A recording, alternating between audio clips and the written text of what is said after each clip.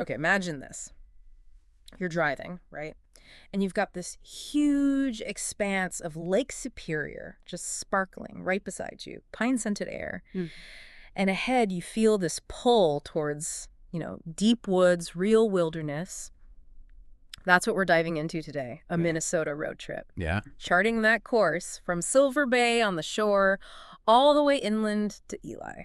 And what's really great about this specific trip, I think, is how much it packs in. Yeah. It really shows off what makes northern Minnesota. Right. We pulled together different perspectives, travel guides, some history bits to kind of guide you through it. The idea is to really pull out the best stuff, the history, the nature, the culture for anyone who's curious about this route. Exactly. This isn't just like checking boxes on a map. It's about seeing how that huge Lake Superior transitions into the quieter beauty of the Boundary Waters, the BWCAW. Yeah, the BWCAW. And our sources, they point to some really amazing stops and, help explain what makes this part of Minnesota tick. So where do we kick things off?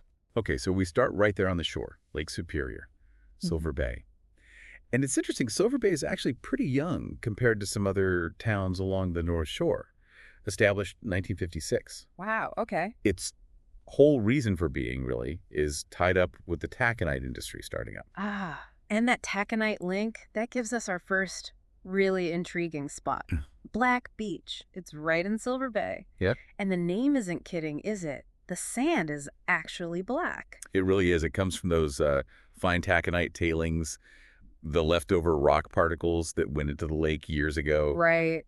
But its industrial past is kind of deceptive now. Totally. Our sources say it's a really popular place now swimming, picnics. That black sand against the blue lake must be quite a sight. It is striking. Yeah. And it really shows how landscapes can, recover and change. Yeah. And Silver Bay isn't just the beach. It's got other things, too, recreational stuff. Tennis courts, mini golf. Oh, the North Shore Adventure Park? That, too, yeah, and a golf course. Yeah. So it offers, surprisingly, quite a bit for visitors. Definitely sounds like it. And just nearby, still in that Silver Bay area, is Palisade Head, part of Tetagouche State Park. Ah, yes. Now that sounds like a view you don't want to miss. Incredible perspective over Lake Superior. One source even called it hellacious overlook. That tells you something, doesn't it? Gives you a sense of the cliffs. Exactly. Huge cliffs formed way back, Precambrian era basalt flows. Real geological drama. Mm-hmm. The road up apparently is narrow, winding, open in summer, but winter, you hike. Right. Park below and hike up. Still rewarding, just different. And Palisade Head, that's just one piece of Tetagouche State Park. Yeah. The park itself covers the area around the Baptism River and the lakeshore. It's known for having really diverse, beautiful scenery. Okay, so what else in Tetagouche? Our sources mentioned Shovel Point Overlook. More Great Lake views, I assume? Yep, more rugged cliffs, classic North Shore vistas. But then you also get the sandbar where the Baptism River meets the lake. Oh, interesting. A bit softer. Exactly, the nice contrast. And then there are the waterfalls. Tetagouche has 4, including High Falls. High Falls, that's one of the big ones in Minnesota, right? One of the tallest, yeah. You can hike the Baptism River Trail to get right to it. Really experience the power of the water. Sounds impressive. And if hiking isn't your main goal? Well, there's the Gitchigami State Trail. Yep. It's paved, runs through the Silver Bay area, right along the lake. Great for biking, skating, or just, a walk. Nice. So Silver Bay offers a lot right at the start. Yeah. And you mentioned a scenic byway starting there, too. Yeah, the Superior National Forest Scenic Byway kicks off near Silver Bay, heading towards the Iron Range. It gives you a hint of that deep forest wilderness we're heading towards. Okay, so we've soaked up the lake views. Now, how do we get inland towards Ely? What are the options? Well, there are a couple of main ways, based on what we've seen. You could head north up Highway 61 first, catch a bit more of the shore Okay. before turning inland on Highway 1. Or you could take Highway 1 more directly, cutting northwest from closer to Silver Bay. Each has a slightly different feel. Let's explore that Highway 61 option first. You mentioned Beaver Bay. Right. You head north on 61, you'll hit Beaver Bay. And unlike Silver Bay, this one's old, the oldest settlement on the North Shore, actually. Wow, quite the contrast. Yeah, it sounds like a classic small-town feel. Known for agate shops. Yeah. Rock hunting is big up there. Oh, yeah. And places to eat. Plus, another waterfall stop in Mabur. Beaver River Falls, right at the wayside. Easy to see. Gotcha. So Beaver Bay has that history vibe. What else on 61 North? Well, the big one is Split Rock Lighthouse. You can't miss it. Iconic. Absolutely. The history we looked at really emphasizes why it's there, those terrible shipwrecks back in 1905. Yeah, that storm was brutal. Yeah. Led directly to building the lighthouse. Exactly. Finished in 1910, light kept shining till 68. But it's more than just the tower. The state park around it has beaches, more waterfalls. Right. And it's important people know the lighthouse tour is separate, run by the Historical Society. Different ticket than the state park entrance. Good point. Yeah, the park gets you to the nature, the lighthouse gets you the maritime history. Our sources also mention a few other spots you might pass on 61, like Schroeder, which has the Cross River Heritage Center, and Tofte. Little communities, you know. Always worth exploring those little spots. Okay, so whether you stick to the coast longer or cut inland earlier, Highway 1 seems to be the key route heading northwest to Ely. What's that drive like? Highway 1, yeah.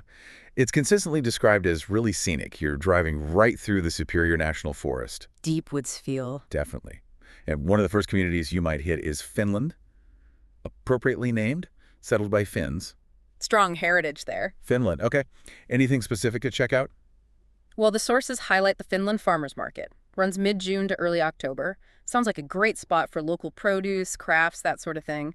Get a feel for the community. That sounds lovely. Any natural spots along Highway 1 itself? Yeah, a couple mentioned. Ilden Falls is apparently just a short hike off the road. Another waterfall opportunity. Never too many waterfalls. Right. And then, for something a bit different, there's the St. Urho statue in Finland. St. Urho. Yeah, sort of legendary Finnish folk hero. It's a quirky statue, good for a photo op, you know. Oh, okay. Fun detour. These little stops add character, I think. And for hikers, Highway 1 cuts across the Superior Hiking Trail at points. Oh, access points there. Exactly. One account mentioned Fantasia Overlook specifically, about a mile hike in, plus a little spur trail. Yeah. Gets you views back towards Superior, apparently, and over a beaver pond. A beaver pond. Now that sounds like quintessential northern Minnesota. Doesn't it? Very representative. And as you get deeper into the forest on Highway 1, there's also the Halfway Ranger Station. Halfway. Built by the CCC. Yep, Civilian Conservation Corps back in 1934. And it's got history with wolf research and fire management in the forest, a place with some real ecological research significance. Interesting. So a mix of nature, quirky stops, and history along Highway 1. Okay, after all that winding through the forest, we finally make it to Ely. What's the vibe there? Ely. Yeah, it's described as like the classic northern Minnesota small town, and everyone agrees it's the gateway to the Boundary Waters Canoe Area Wilderness. The BWCAW. Exactly. And it's not just a summer place. Sources say it's great year-round. Snowmobiling is big in winter.